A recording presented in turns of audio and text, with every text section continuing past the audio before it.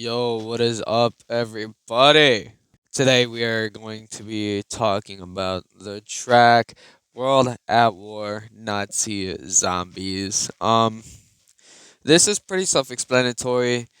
This is the first track to the album AK-47FU2. Um, this album is a mix of World at War, Call of Duty, and Call of Duty Black Ops 1, because these are our two favorite games that were ever made. Call of Duty World at War, Call of Duty Black Ops 1, classics. There's just, you just can't beat it. Those two games are, and probably controversially, the two best games ever fucking created, that have ever touched the fucking gaming industry, in my opinion, at least. I can't speak for Tyga, but those are definitely his top favorite games too. Um, but speaking of Tyga, me and Tyga, one day I approached him with the idea of like, hey, you want to help me make a Call of Duty album? And he was kind of iffy about it, and then he came around. He's like, all right, fine, let's do this.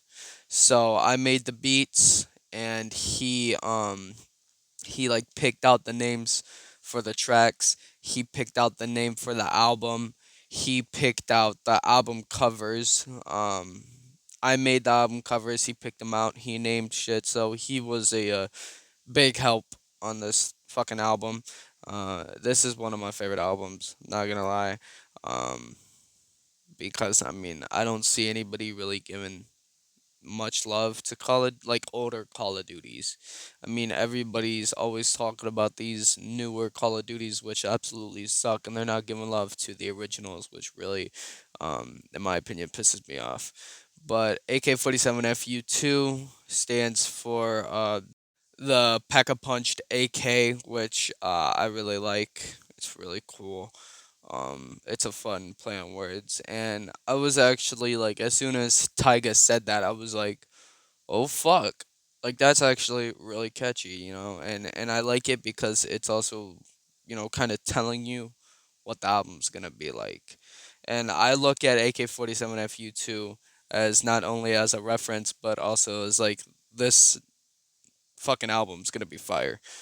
Like it's gonna be absolutely killer, and it was absolutely killer with the music videos, the beats, the way everything sounds. When you listen to this album, and I've had multiple people tell me, it's like when you listen to this album, it's like it should be a part of those older games, and I'm like, I this album is a good Call of Duty album.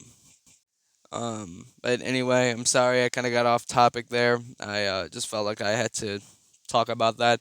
Anyway, back to World at War Nazi Zombies.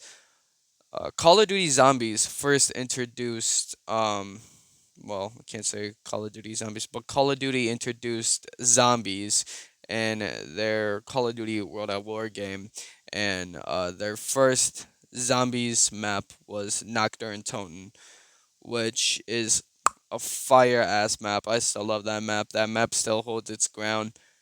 I feel like it's overused nowadays, but it was nice to see it back in Black Ops 2.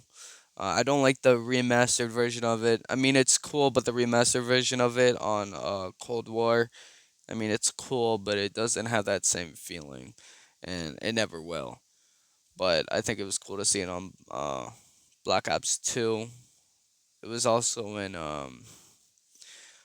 it was in Black Ops 3. It was in Black Ops 3. Um which I'm not going to lie, I like Black Ops 3's version a little bit more, but I'm also biased cuz there's fucking perks on there, and there's gobble gum. It has that, so I feel like maybe that's why I like that one a little bit more than the original.